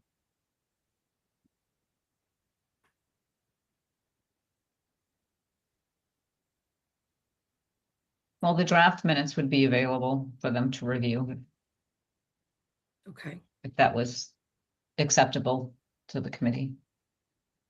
Well, and I think, Kim, it would be okay if, because you want to reformat the policy, I think that would be okay. And Michael can take it forward to them. He's on the policy committee. Yep. Okay. And then, I mean, if it's a reformatting and we understand it, I think it can then be approved at we can go out for another first reading of it before we approve, like in the January meeting, say. Okay. Okay. So I I think would we- have permission from this group to reformat to forward to the policy committee I think so. for discussion and review. I mean, because like a policy, like when you're discussing a policy in the policy, like that's what the first reading is. We're supposed to bring back things about it to change. And this is one thing that is, because I can see your point to where to make it flow a little easier, where you want to talk about the MGL first and then put everything under. Mhm. I think you should, like, Yeah. there's regulations first that should be stated and then get into the percentages. Yeah. Or however you format. Okay. So I understand that part. Okay. That sounds fair to me. Any other questions for the group to consider? Anything that we need to review before we close out this topic for today?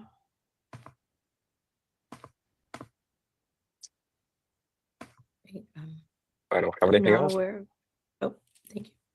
I'm not aware of any new business that we need to discuss the future meetings. When would you all like to meet again? And I think that's Nancy, I would ask you first, what timeline do you need to gather up the information from the department heads? I think we need to base our next meeting on that because we want to give you time to review that and bring that back to us. I believe the intention is that we would have some kind of a draft for middle of December. And I thought Brad mentioned having the first narrative for the school committee on that next meeting in December. So, I don't know if you want to meet shortly thereafter or wait till January, or I guess Well, I know that we it's going to be challenging with the schedule, right? Right around then. Yeah, so should we proactively set for the 15th, which would actually be before policy? Should we go as quick as 2 weeks? Because then after that, it's the week of Christmas. Right. Oh, we do. Yeah, there's a What's that? budget summit. Mhm. There's a Oh, budget that's summit right, on the December. 15th. I mean, we could meet That's- after that or, You know, that actually might be a really good idea. I don't know how that fits. Keenan, I'll defer to you first because you have things that might be happening that week. Right? It's that finals week. Is this one more time? This is December week of December 15th. yes. Yeah. So I am all good that whole week. I can make anything work except Thursday. Okay. So if Monday is 10 o'clock for our budget summit, should we try to meet after that? I know that's a lot. Nancy, Kevin, and I don't take Jeremy anymore, but for the administration, we're tying up your day between both meetings. But does it make sense to have the town meeting that we have budget meeting give you a break and then meet a little bit later in the day. You could meet before, budget meetings scheduled for 10. I don't know if that's just too much, but If we do it before the summit, because we also have to, we might have a quorum issue if we go into the summit with the four of us. So if we do it beforehand and then we can leave, or we could just continue the meeting into the summit, Right. but it'd have to be like posted. We could post it. I mean, I do As like, long as all other parties are okay with that. I do like that before the budget summit, because the town administrators like to hear what our budget's looking like, and I don't really love to give that out to them before having given at least to finance. So if we could be ahead of that, that would be my vote. I'm not giving out, I think if Brad's releasing his narrative, he would wait to release it till after school committee. But we would like to share where we're at, you know, how the budget's looking. so I do have a Great. finance subcommittee on the calendar. I don't know why. I'm just looking at it for Friday, the 19th at 9 a.m. I think that That's was a reoccurring one, which is still listed, even though we changed the meeting dates. So okay. yeah, when you look at our meeting invite for today, it still says the third Friday. All right, I'll delete this Yeah. one. I think that there was an issue with Zoom when I Okay. for whatever reason. So I'll delete this one and then we'll go from there. Okay. And then how was everyone for 8:30 that morning? The 15th. That's fine with me. I think 8:30 works. Are we 8:30 in person or somewhere? So I will go to the high school for 8:30 just because the other meeting is after that at 10. If you all would like to join, we can post that we are there and having a meeting. You know, a joint meeting with them.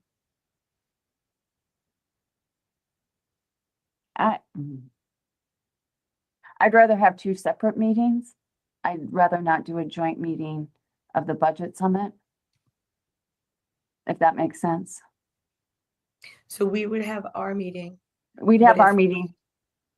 And right? then, But if the entire finance subcommittee wanted to attend and listen The and budget be summit. at the budget Yep. summit, we would need to post that. post that too. So we would have our 8:30 meeting, we would end that meeting. Yeah. And then if people wanted to join, we would need to post for the 10 o'clock meeting.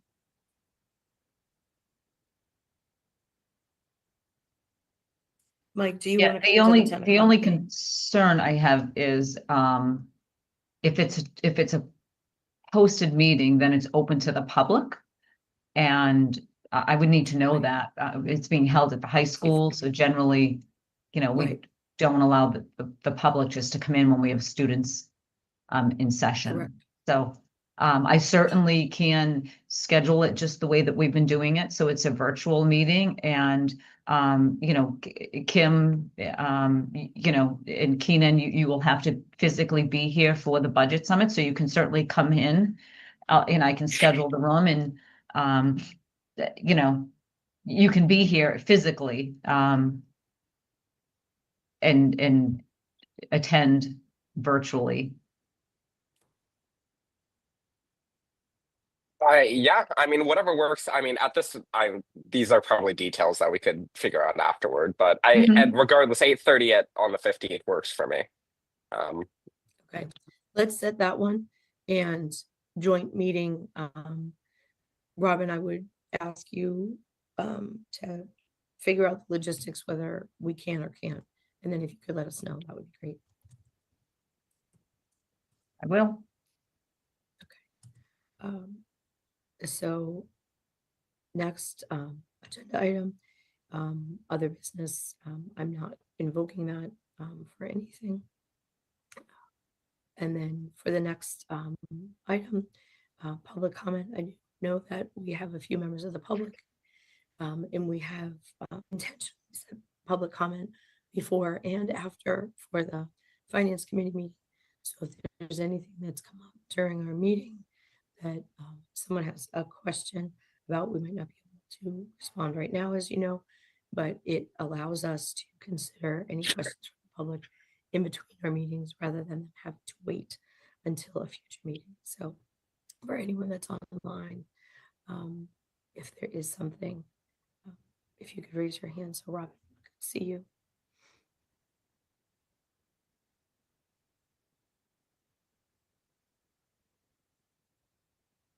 I'll ask specifically, I know Mary Jane from Townsend FinCom and Cindy King are on there. If you have any questions that you think that we need to be looking at for our next one, now's your time to let us know. Otherwise, I will call for a motion to adjourn. I'll make a motion to adjourn. Okay, I'll second. Robin, just double check you're not seeing any hands. I'm not seeing any hands. No. I can see them Okay. too, Kim. There's no hands. Okay, perfect, thank you. So motion made by Lisa and seconded by Mike. Roll call, Keenan Francois, Yes. Lisa Martin, Yes. Michael Bossier, Yes. Raven, I am a yes as well. Thank you, everyone, and again, apologize for my voice. And we'll see you all soon. Okay, See thank you you. soon. Thank you. Bye.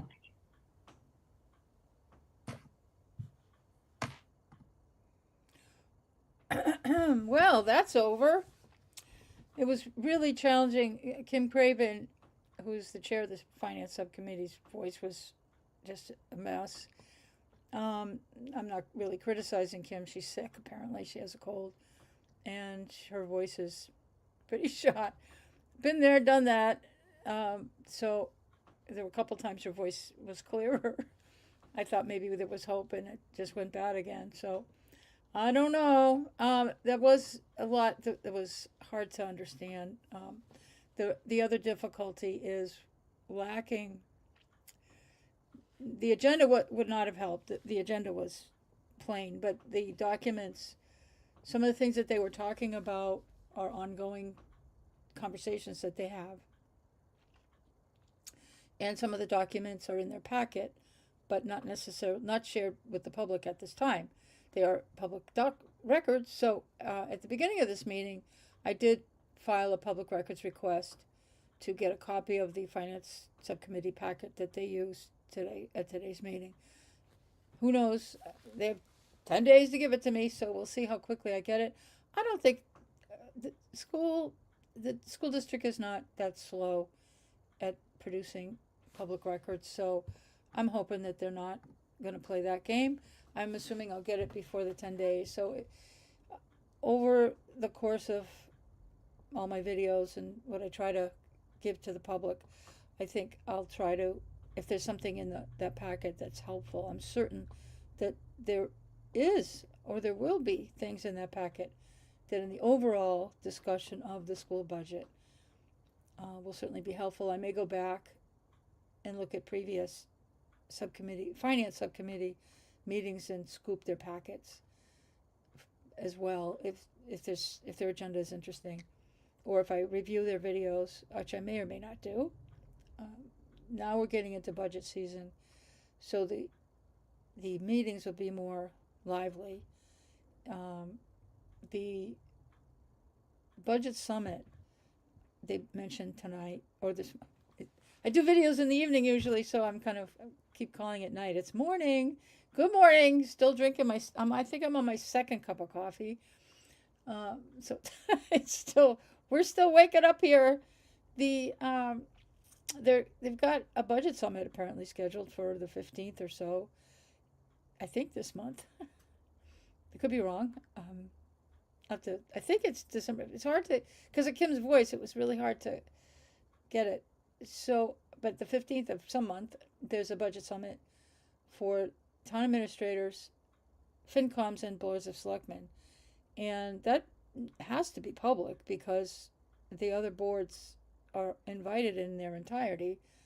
And if they post, then everybody, and it's open to the public. They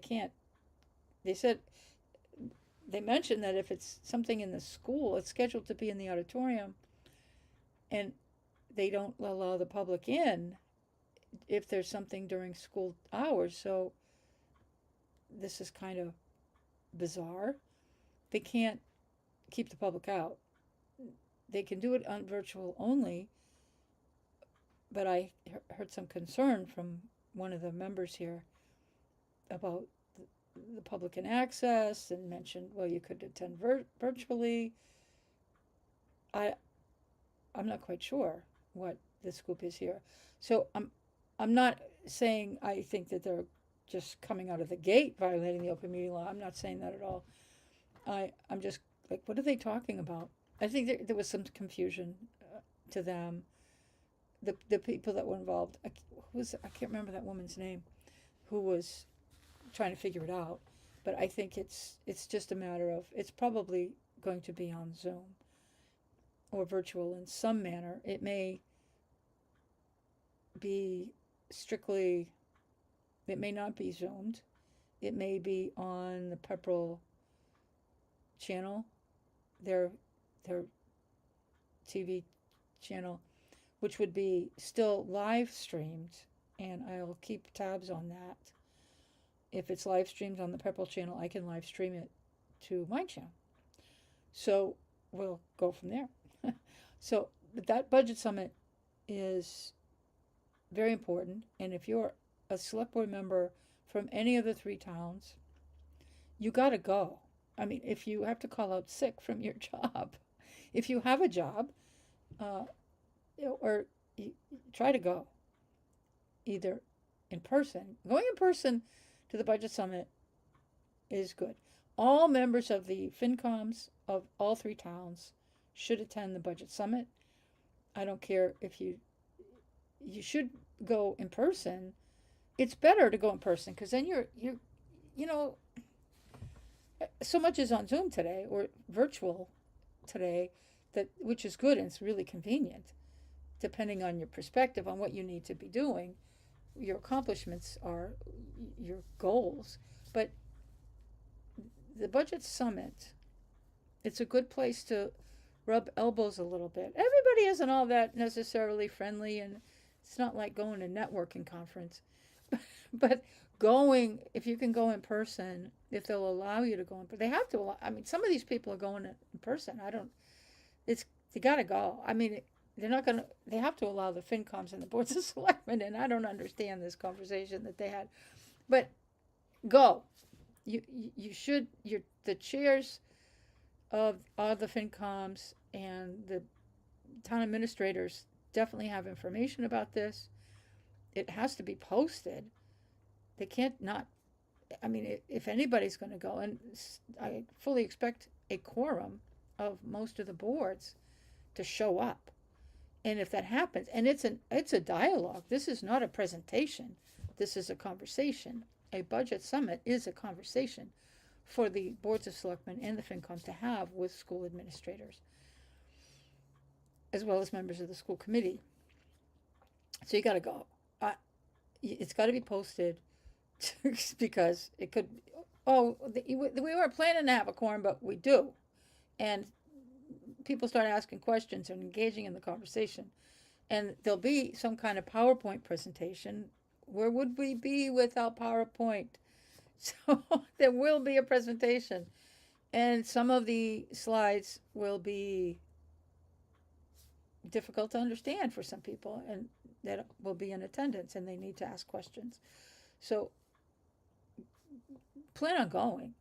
If you're one of these officials, if you're FinCom, select board, or town administrator, town manager, I mean, the TA's got to go. There's no question. They'll go. But the board, years ago, when I was playing on the select board and the FinCom, this was even before, but I think it kind of dwindled. I think COVID screwed it up, because before COVID, everybody went, from all 3 towns, the entire select boards, and the entire FinComs, and it was lively. And I don't mean in a negative way. Some some people were pissed, but the conversation was aimed at educating and giving an opportunity, particularly for FinComs. Our town is really not doing FinCom very well. But it's really, it's a summit to talk about what are the issues. And if these two groups, if the select boards and the FinComs don't understand what's being presented to them, and they're just going to go on with their merry way and just be, oh, screw the schools, they're evil, they got to cut their budget, end of conversation, and they're not going to listen to what the issues are from the schools, then get off the board you're on. You have to, these are key budget nightmares that all the towns are dealing with, and the schools are really struggling to figure out how to meet their needs with the budgets that they're being presented with by the towns. So if you don't understand what this whole dynamic is, you're doing your town a disservice, and you're doing your position a disservice. So plan on attending. Plan on attending, and plan on being open to what's being said. Don't go there with attitude and say, I'm going to say no to whatever they come up with. You have to get a good feel, and do homework before you go to the budget summit, and after. And it's not, try to avoid making it a political enterprise. It's a real needs of the community. And as I've told my viewers, I'm going to be going over some of the crises, the budget crises we have in all aspects of the budget, not just the schools, over time. So, but the schools, I'm really focused too, because this is the biggest budget item in all the towns, and it always will be. It's the biggest department for any community, and it's going to have the largest budget. The budget percentage that the school budget has on all the communities is upwards of around 60% of the budget. It used to be approaching 50, it crossed 50, and now it's up around 60%, which is not good. It needs to get pushed back to 50, but that doesn't mean cutting the school budget. That means increasing revenues in the communities and increasing or decreasing expenses on other things. The towns are pretty much destroyed their budget. They don't have the money, but so you got to increase revenue. And unfortunately, one of the things that needs to be done to balance the budgets is an override. And I know that people don't want me to keep saying it, but I'm going to keep saying it. But I'm also going to follow up with an explanation. I will not allow, in my mind, I have a voice here on YouTube. I'm able to have this channel and to express myself, and I want to use this soapbox that I have to not just say, we do need an override, but I want to explain why and what the mechanism of that is, what the money needs to be used for. And I think one problem, the Board of Selectmen, or the Select Board in Townsend has done things, what appears to be underhanded, but it's certainly not transparent, trying to go into executive session to discuss the budget, or actually going into executive session. And I think a big problem that they have is not understanding it. All they know is we need money. They don't understand what are the drivers, what are the financial drivers in the budget that is causing a problem, and what is it that we really do need, what is going up, what are expenses that we can't keep up with, that we must keep up with, but also keeping track of the column of new toys, things that we want, not necessarily need, but that we can't afford. What are those things? And what is your favorite? And understand that some of these things are wants and not needs, and some things are both. But you have to figure those things out. But there's also a number of drivers in the budget that the costs are going up in more than our available tax levy. Our tax levy is almost stagnant. We're not going to have much more money this coming year than we had the year that we're in. I already know that because we already have estimates, and which I don't know if the select board have seen those or understand what they've looked at, but they're available on DLS. Division of Local Services. It's a division of Department of Revenue for Massachusetts. They've given us some of that information already. We could tell by looking that we have some real issues that are coming up, and that are caused by inattention and caused by not really understanding how the budget works. And I'm going to be demonstrating some of that over the next months. And some of it's pretty frightening, and it could have been prevented. But unfortunately, a fix needs to be an override. But I'm not going to focus on just saving the universe. When I talk override, I'm not talking excessive, and I'm not talking about it's just a free for all. Just give me $1 million and shut up. I'm not going to tell you why. We just need it. Trust me. I'm not going to do that. I'm going to talk to you about each thing, that this is how the budget's been managed. And the management, some of it is lack of knowledge and understanding, but some of it is Band-Aids. They've got a lot of Band-Aids. And to try to squeeze every penny and to put off till tomorrow what we should be paying for today.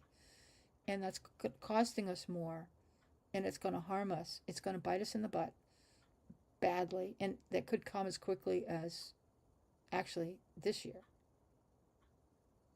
Really.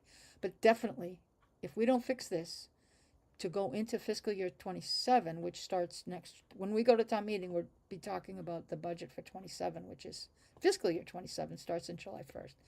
If we don't fix it, I think 27 is the budget buster year. So I really think it's important that we all understand that we need an override. I can't give you a number. Definitely can't give you a number yet, but I'm going to give you drivers. The select board will have slightly different ideas that they're going to watch. I think 2 out of the 3 of them might watch my videos. So you'll see where I'm coming from on some of these items. I already know what some of them are, but I don't want to overwhelm you. But schools, I'm going to be showing a lot of these finance subcommittees, even though they're not popular. But this is where you'll talk about it in the spring. You'll be, no override. Schools need to cut their budget. You're going to be having those conversations. But I want to have those conversations now while we're developing it. And I know a lot of people, you just want to hear about the scandals. If you're local, watch these videos that I'm doing on finance. Some of them are hard to get through. I'm going to try to explain them, and then we'll move from there. But this school budget is one of the biggest. It's the biggest, actually, budget driver that we need to talk about as we approach town meeting, which seems so far away, but it's not. This is right now is when things are heating up and the numbers are coming out.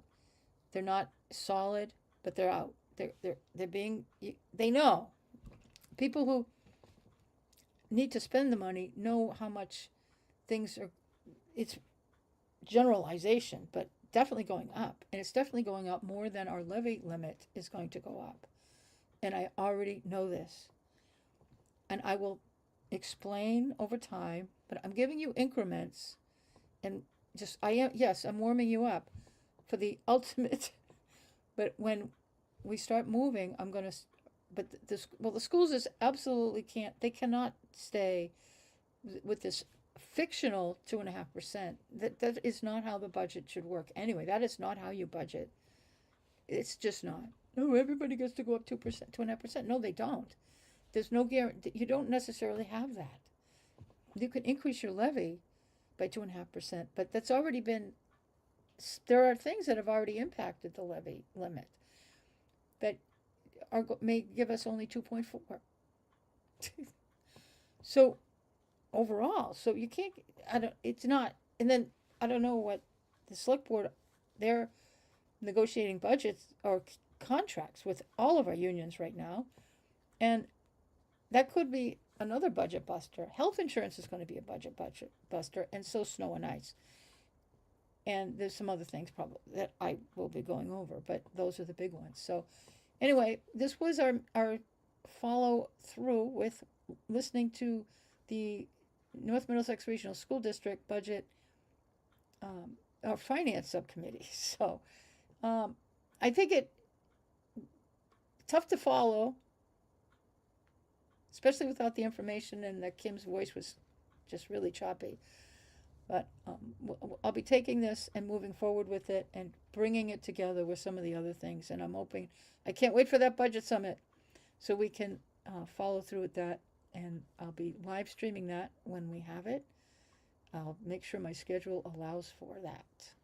Okay, so have a good day. Get ready for the snowstorm tomorrow. I hope it just misses us. I hope they move the whole thing somewhere else and we get rain or nothing. How about that? I'm not there. I think the last I saw was up to 9 inches. And I hope that I read that wrong. I really hope I read that wrong. I am not ready. I'm not ready. Are you ready? I'm not ready. Oh, no. It's too December, the first week of December. No, I want like no snow. I was hoping that we'd have a mild winter. Ain't happening, is it? Okay, so I'm gonna let you go. I got things to do today. I'm sure you do too. I will have more updates on what's going on with Gary Shepherd, and that's gonna be something. Had front page headline news in some of the other towns. Yep. Yes. And what else? Oh, we got a select board meeting tomorrow night. And that might be on Zoom. That might not be in person. They can't cancel it. They have a public hearing scheduled. So I don't know how they're going to manage this with the snow. But that will be interesting. They can't cancel it because they have a public hearing. And that's how that's got to go. So they're going to figure that out. Maybe that'll be the only thing. They might scrap the whole agenda. I don't think they got a lot on that agenda. So anyway, all right. So I will see you either later on today or sometime tomorrow. All right. Have a good one. Thanks for watching. And if you haven't already, please subscribe and don't forget to like this video. Thanks for watching.